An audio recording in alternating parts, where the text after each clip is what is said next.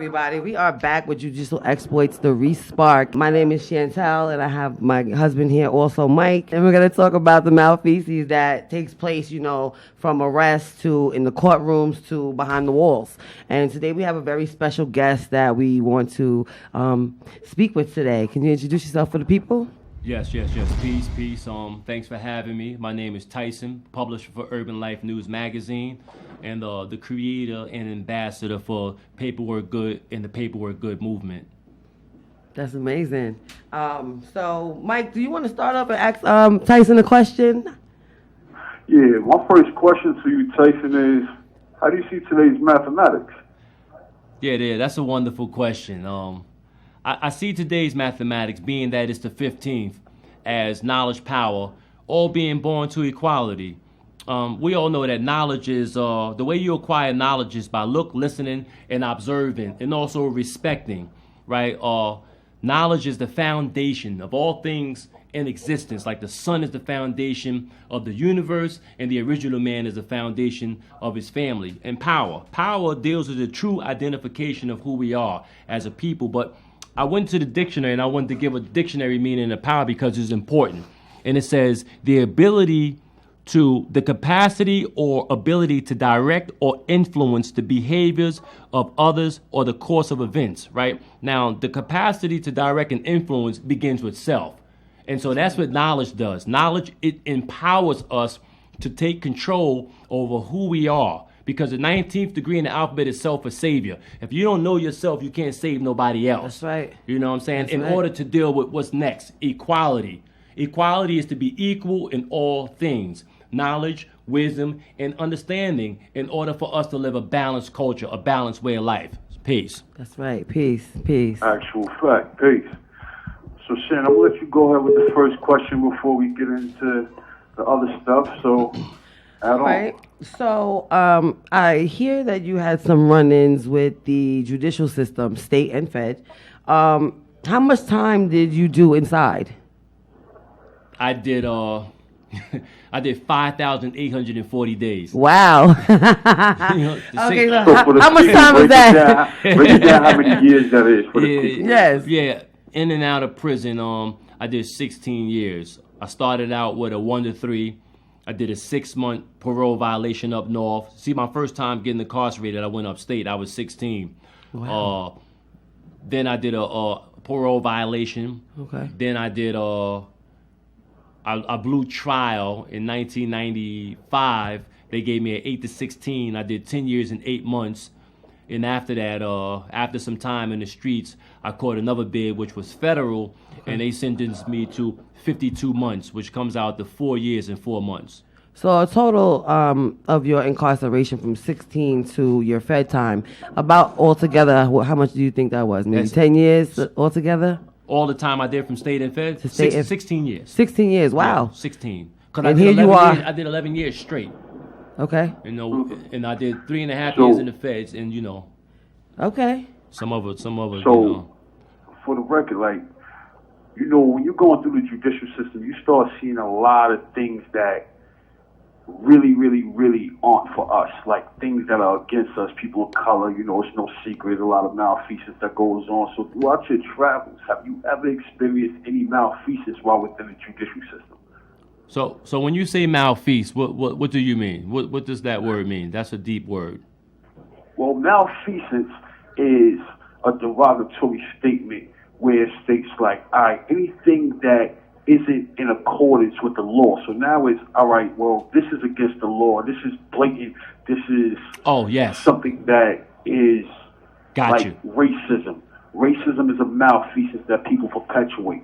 Within the judicial system, what you have is people who break the laws just because they're in power. Yes. To do so. I'm glad you broke that down for me. Thank you. Yes. See, and that's dealing with equality. You know what I'm saying?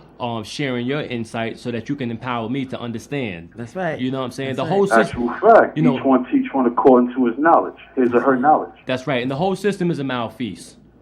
From arrest to release, or maybe a person is not released, but from the whole process, from arrest from the complaint, from the start of the crime or alleged crime or incident that took place, all the way to post-release supervision or parole or probation. They're nothing but malfeasors. That's right. You know what I'm saying? We're only a few generations removed from slavery.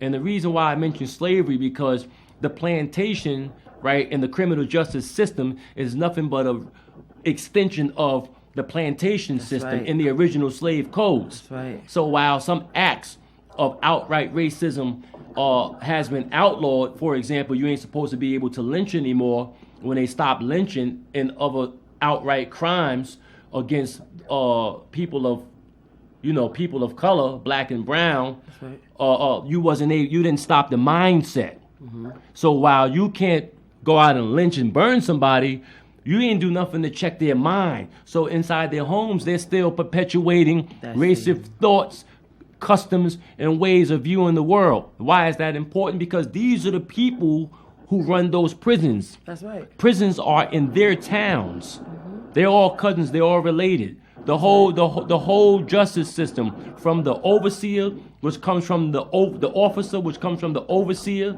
They inflate your crime from the beginning. They overcharge you. Yes. Then you got then you have the Miranda rights that are not read, and the Miranda cards that are not signed by people as well. Yes, and you got disgusting laws where they over-sentence you, overcharge you. They violate due process. Right. You know what I'm saying? They violate illegal search and seizure. Look, they hide evidence. There's a lot that's going on. So the whole system, yes. So what are some of the malfeasance that you personally experienced? I don't. Or saw. You might not have experienced it, but you've seen some. I've seen dudes getting beat to a smithereen. Right, that's a malfeasance, because you can't defend against those police. That's right. Even if you fight back, and even if you so-called pop off on one, right, the repercussions for that is you going to the hospital or to the grave. That's right. So knowing all of these things, right, you have to move a strategic way. You know, what were some of the strategies that you utilized to get through prison? Well, your self-conduct is your first line of defense. First you have to carry yourself like you're worthy of respect, and by doing that is you give respect. That's right. Sometimes. But I grew up in prison. So the reason I grew up in prison, my first time being arrested, I was 16. So I still had a lot of lessons to learn. I was still immature in a lot of ways. So I still made the type of poor decisions and lapse of judgments that a 16-year-old would make. Of course. But I was pretty much disciplined because I was a young guard. I had knowledge of self, so I was under the jurisdiction of elders who would pretty much keep me in line. Okay. You know what I'm saying? That's right. And because of my respect for my culture, I didn't have no problem with following direction. So I was able to duck a lot of stuff that the other people was going. Yeah, other dudes was running raggedy, going through. You know, I was under some jurisdiction. I was under some guidance. Okay. You know what I'm saying? Yes. And I had some heart too. I would talk a little crap, but I knew my limits. Okay. I knew my limits. You would say. Yeah. You would say that the guidance of the elders help you transcend all of the so-called stinking thinking in order to become the man that you are today.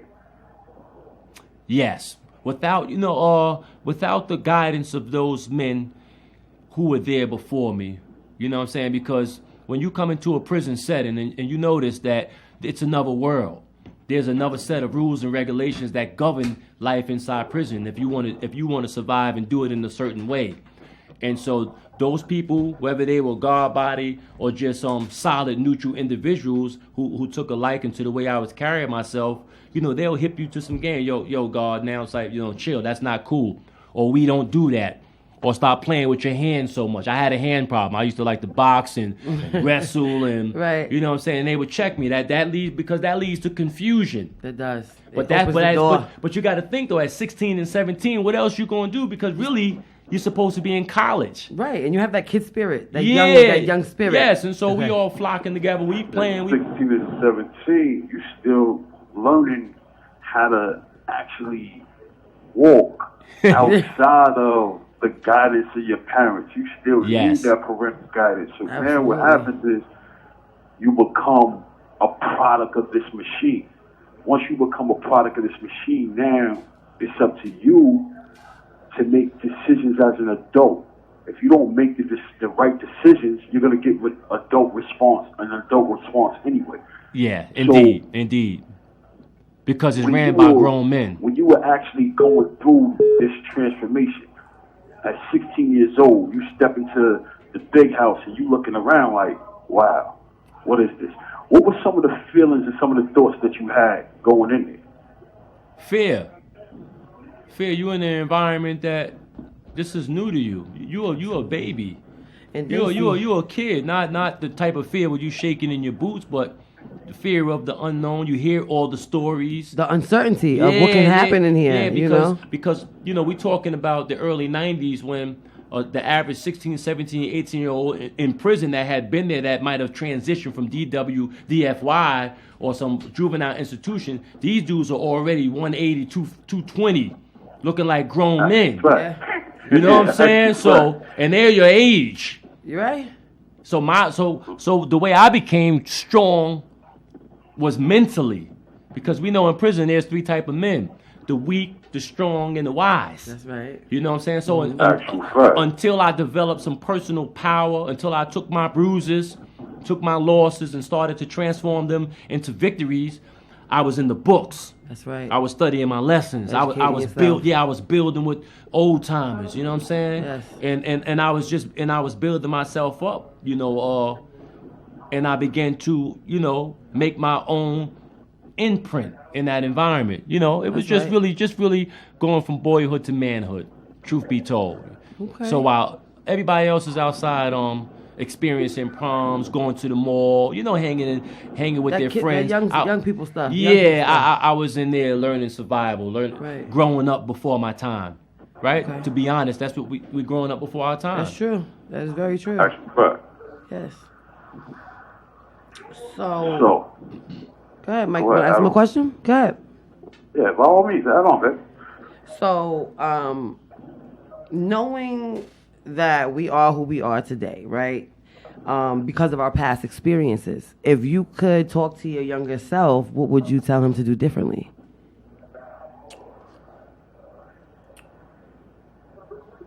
Well, be yourself.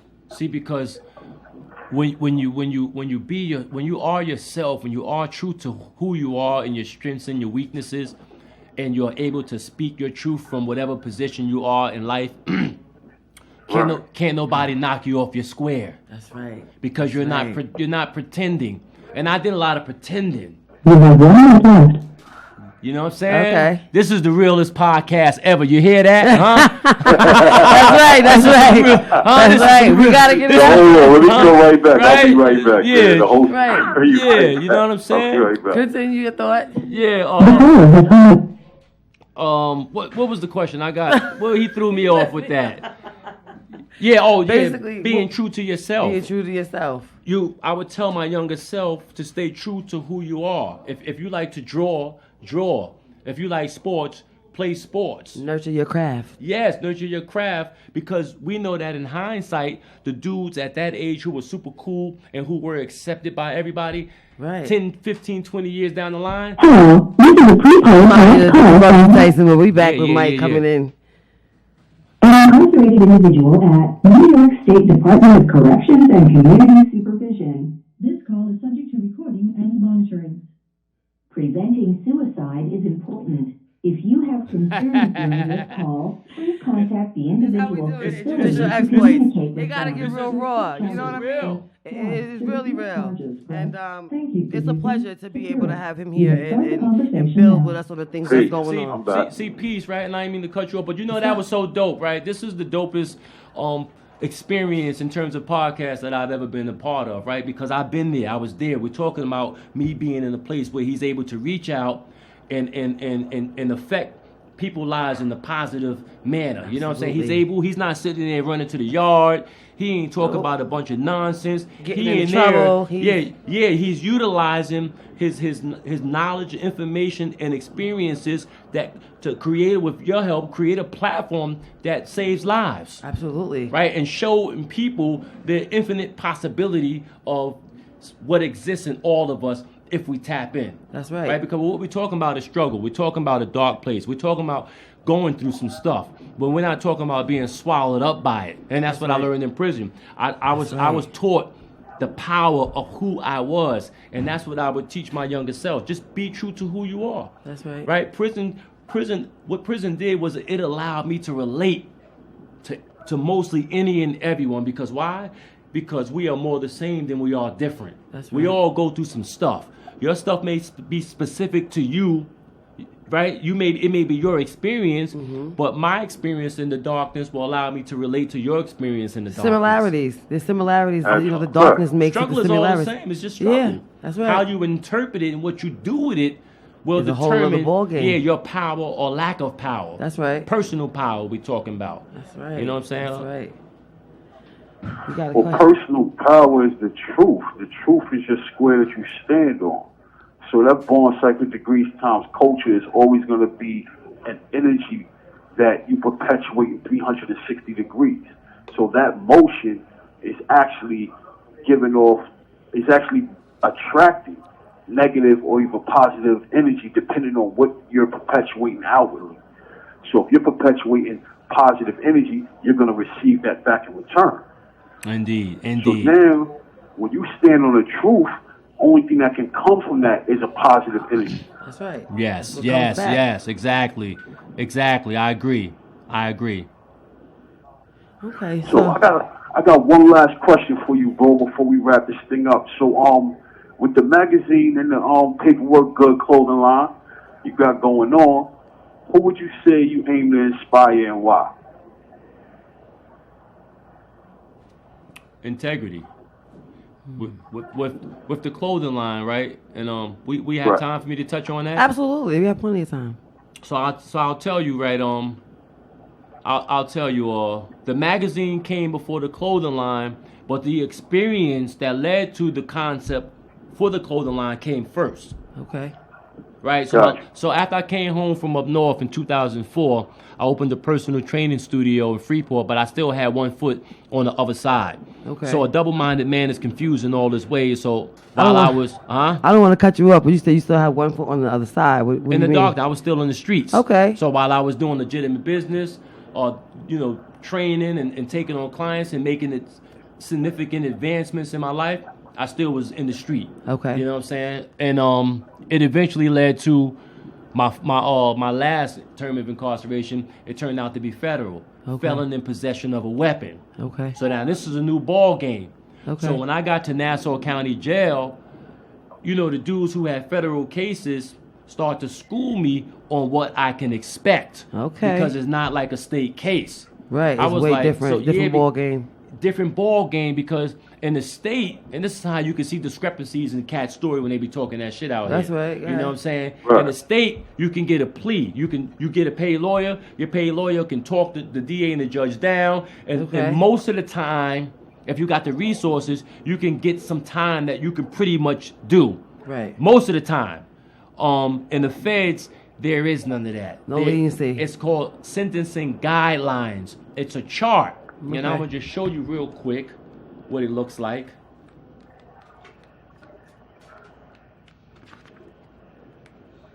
Bingo. It's a chart. Okay.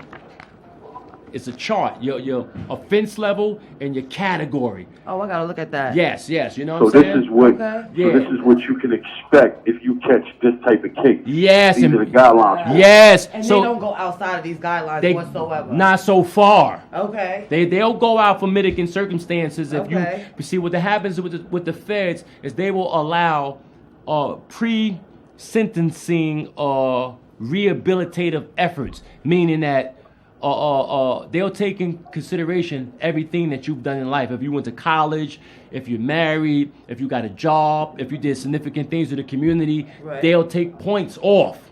Okay, which will put you in a different zone, would you say? Yes. Okay. So you can see they used to Okay. dealing with a whole different type of criminal. That's right. They respect intelligence.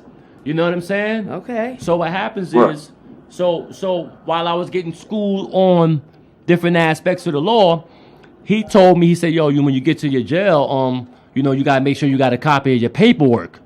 I was like, what the fuck is that? Right. You know what I'm Yeah, saying? that's where it gets interesting at. Yeah. So he said in your paperwork, basically, it will tell if you cooperated with the government or not. And I said, shit, I ain't got a problem with that. You know what I'm saying? Okay. Then I fell in love with the concept of paperwork because what paperwork is, it's a universal method of character validation. You dig what I'm saying? So you asked me what the clothing line and the magazine represent. They both go hand in hand. Urban Life News is a hip-hop street culture theme magazine that's designed to demystify the different aspects of the criminal justice system. So while we getting entertained, we're looking at models, and we're staying abreast to hip-hop personalities and legendary street figures, we got some stuff in there that's going to educate men and women who are still inside those prisons. That's right. So when I was leaving the feds, I was trying to figure out what I was going to do when I got home. I was like, I need to get some money. That's right. And I wanted to utilize my intelligence to get some money. I didn't want to go to the streets. You didn't want to be on both sides. You had to pick a side. Okay. I was done. I had enough of the streets. Now by this time, I had all the way transformed into I'm going to do legitimate business. That's right. And I'm going to mindset. Let me stop. Pause. Let me stop you for 1 second. Yes, so sir. at this point, you're in the feds. How old are you at this point? I'm 33 going on 34. You know what I'm saying? So I'm already, in terms of catching the bid, I'm already an older man. Right. You know what I'm saying? I caught a bid at 30 after having done 11 years. So I was sick. Whew. Even though I was doing what I was doing. Right. Because we got to keep it real. I was doing what I was doing. Of course. But when I got caught, I was sick. Good. Yeah, I had enough. I said, oh, shit. That's right. I was coming from court dates. Crying. I was throwing up. Rough. I couldn't keep food down. You were literally sick. Yeah, literally. I didn't realize. Physically sick. Yeah, because when I turned myself in, all that shit went away. That's right. It comes a time when you were relieved, relieved from everything. You're at a certain age, and you have a certain level of experience. When you're young and you wild, you don't really care. You like, all right, man. It's not until you get cut. All right, I'll be this age by the time I get home. Indeed, you don't feel it. Once you start getting past 20 into them 30s, it start becoming, man, yes. I might not make it home. Yeah. Depending on what they give me. Oh, exactly. So, Exactly. I understand. So it was definitely in your best interest to change your mindset. Yes, I changed my mindset. So what I saw in the feds, I saw a lot of dudes who had 20 and 30 years, and this is the first time I had been in the medium facility jail where the dude had life, and this was my boy. In the feds' life? Yeah, like he had feds, he had life. Lord. But we was in the medium. I'm like, what the fuck you even doing around me, like? But we had, we got cool. Okay. And I said, damn. So I want to get money, but I also want to give back. Right. And so I said, the magazine makes the most sense where I can reach a wide range of people while getting the message out there. So inside the magazine, we got the latest law. We got articles from reputable law firms and lawyers. We got articles and ads from community-based organizations, because a lot of times we got these groups out here that are fighting on behalf of the prisoner, but the prisoner are unaware that the fighting is going on. That's right. There's a disconnect. It is, definitely. And then we got prisoners in there who got wonderful stories that need to get it out to the people so that they can get some reprieve. Of course. And so that exchange of information takes place in the publication. Right. Right? And so Urban Life News magazine was birthed. And then I never saw myself as like having a clothing line. Like I was thinking like, everybody got t-shirts out and all that shit. I ain't really with that. But yours is just unique though. But yeah, thank you. So one day I decided, let me put out a little shirt, something that I can rock. Right. And I was playing around with some words, and then I thought about that federal concept, and I don't know, it just happened, it clicked. A marriage was born, you know what I'm saying? Right. And the seed was planted. Yeah, and then when I sold my first shirt, and then when the first few people said, oh shoot, they identified with the concept, then I felt like I had something. And so that's dope. That's dope. So I just want to ask you, like, well, what keeps you motivated? What keeps you motivated with everything, with business, success, family? Well, I have I'm married with 3 children, and so it's my duty to make sure that they are okay. That is my number one profession. That's peace. That daddy, you know what I'm saying? I'm someone's father. That's right. So that my motivation is to get it right and allow them to see me get it right. That's right. You know what I'm saying? And to correct all my errors in them. That's right. And hopefully they don't make those same mistakes. Yeah, hopefully it'll teach them. I'm transparent. Right. I curse at my kids. I talk shit. I'm like, get the fuck out this room. I mean, you know what I'm saying? I keep it real. Yo, right. But honestly, everything comes full circle. So when you were building earlier, I heard you say that knowledge is the foundation of everything in existence, like the sun is the foundation of the solar system. Indeed. Now that sun also is symbolic to man. So man sheds his light on his universe, which is your woman and your children. Indeed. So that balance, that equilibrium right there is a harmonious one, all depending on if the man has his bearings right. Yes. You got it. Yeah, that's interesting that you point that out. You got to have your bearings right. You got to have your faculties in order, or none of this shit works. Because you got a lot of great minds who get swallowed up in there, and they come home and they can't get it together. You know what I'm saying? Because they don't have their bearings in order. That's an actual fact. And also it takes humility. You gotta amend. We're grown-ups. You gotta be sorry for whatever it is that you did. I'm not saying have a sorry state of mind. Yeah, you gotta own it. Yeah, I'm not talking about criminal justice sorry or what you say to the judge. Whatever. That's right. They bigger crooks than we are. Exactly. But we talking about a moral compass. We talking about an acknowledgement within self that comes from taking responsibility for what you've done. And so when we assume responsibility, for who we are and what trespasses we made against others in the universe, then what that does is that it opens the door for possibilities in your life.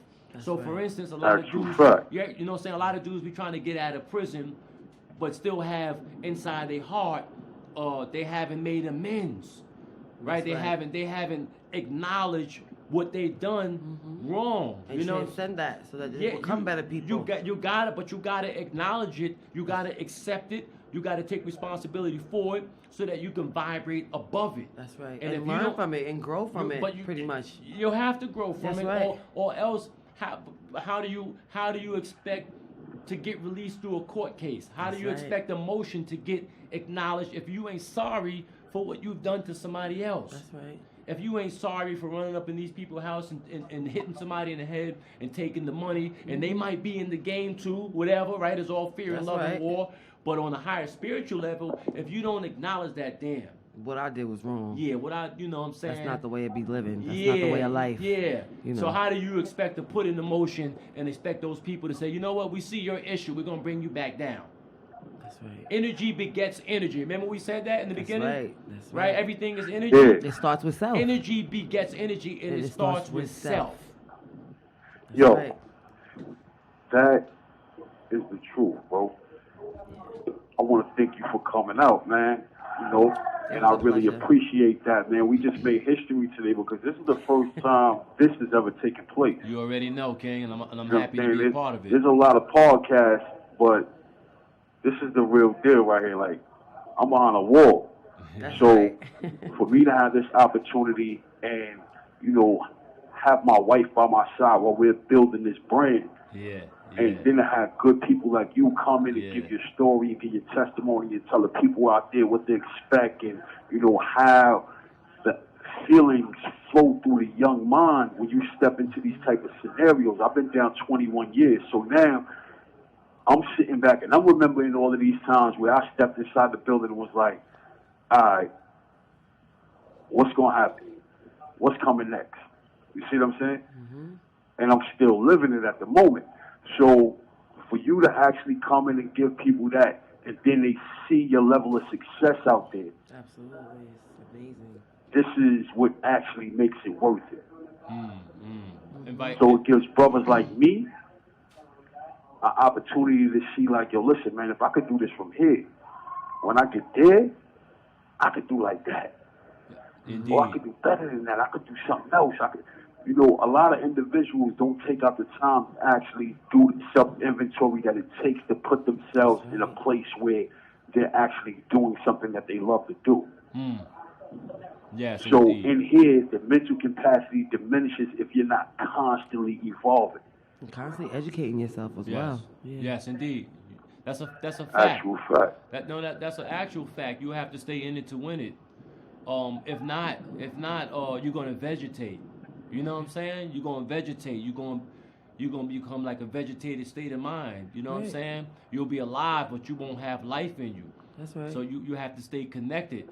But in the way that you increase your own livelihood, your own life force, is by utilizing that life force to help others realize their potential and to give back to them. That's right. You know what I'm saying?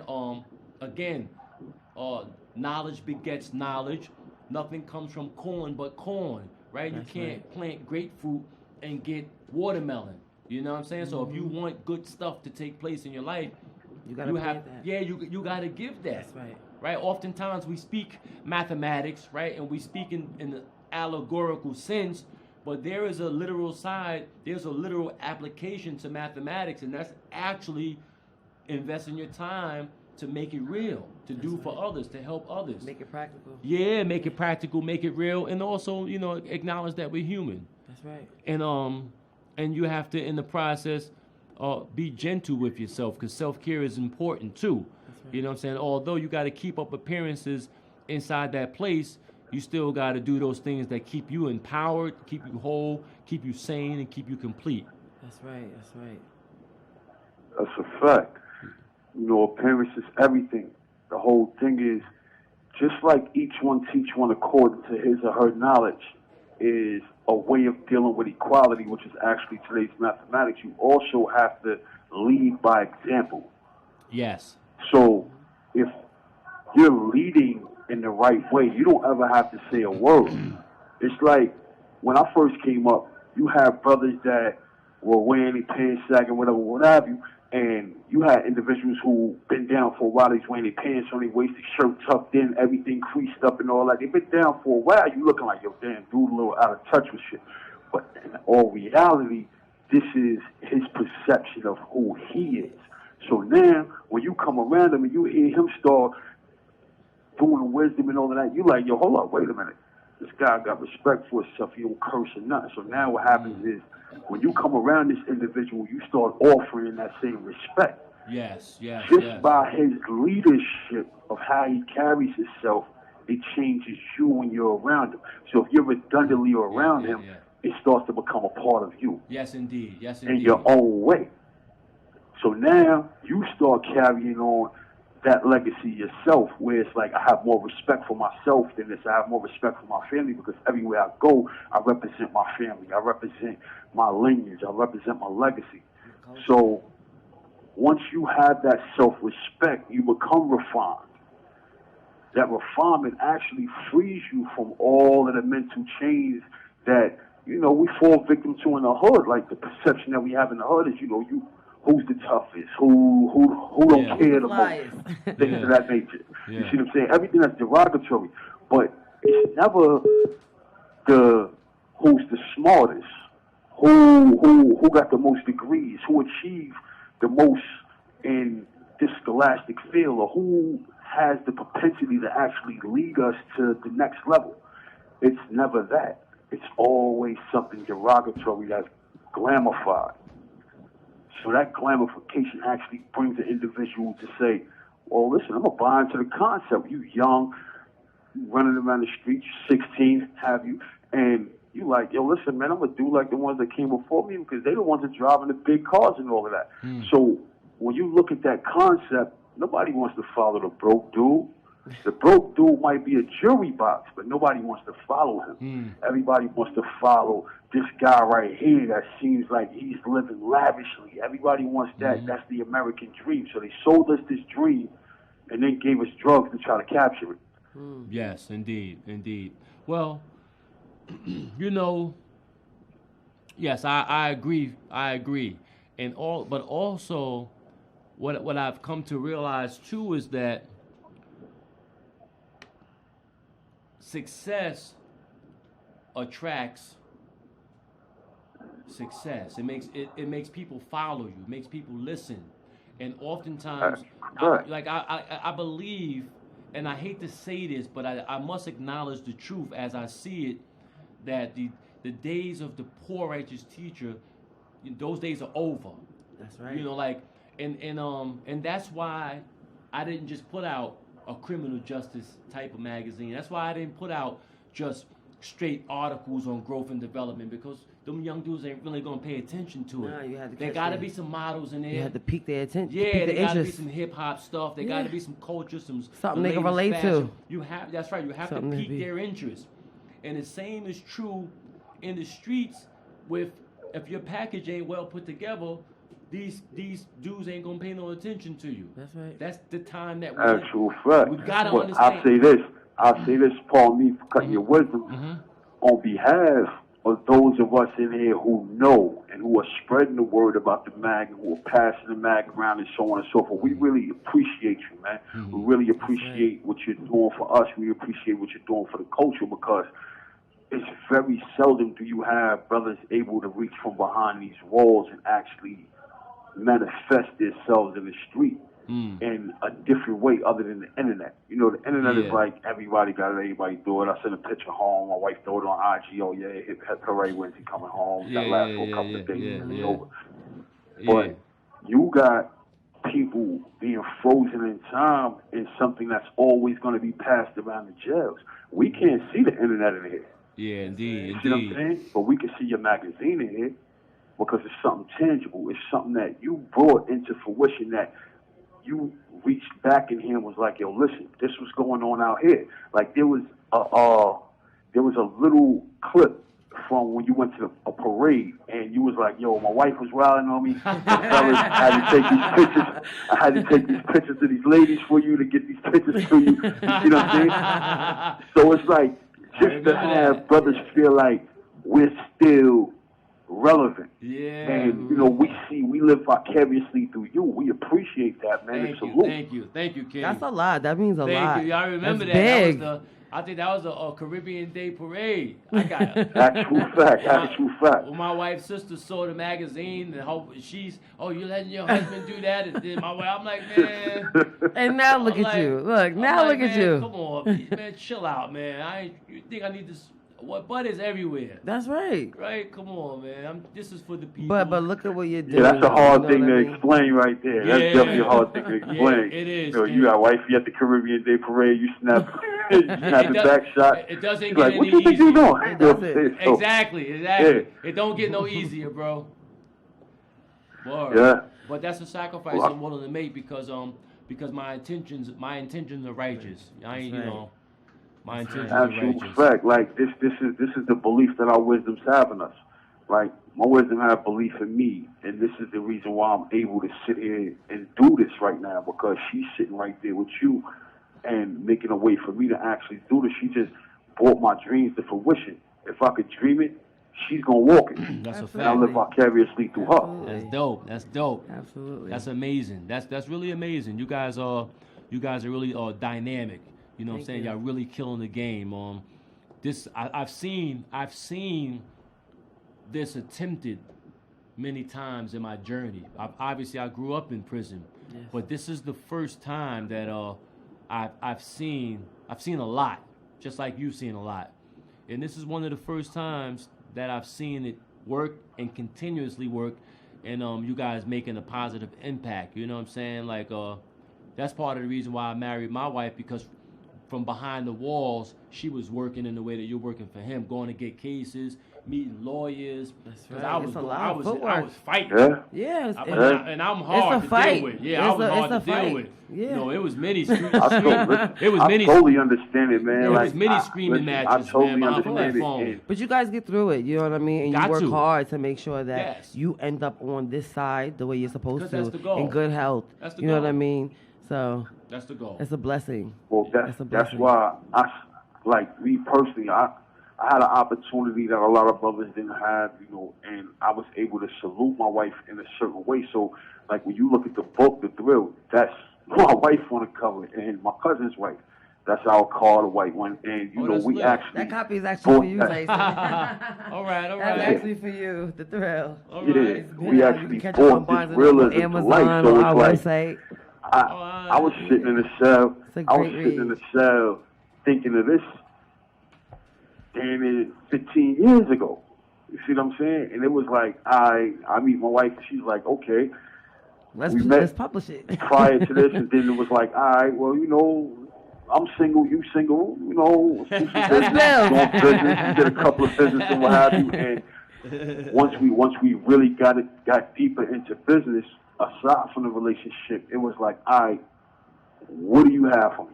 What can you put on the table? All right, We just started locking let's in. do this We right. did, you know, Let's started do this. locking in, staying focused. Good, And, you know, the good, ultimate good. goal is to get him out and to exploit all of the malfeces that's going on within the prison system. Because he is a product of malfeces at its finest. You know what I mean? So this is really big to us. Got you. And we definitely appreciate you coming out and giving us your story. And, you know, Got you. both And sides. we got you guys coming out in the next issue too. We haven't put out an issue in a minute due to COVID, and we changed printers and we changed vendors. But this issue was like 98.5% complete, 2%. So we about to ship it out, and so we definitely got some stuff in there. We got I think we got a Q&A from you guys got a up in Q&A, there. yes. So you're gonna spread the word in there, King man. Be on the lookout, man. It's coming soon. Appreciate That's you. a fact. Appreciate you. Can't wait, man. Can't wait. Yeah. More history. That's right. Well, it's definitely have been a pleasure, Tyson, having you on our show. We definitely appreciate you.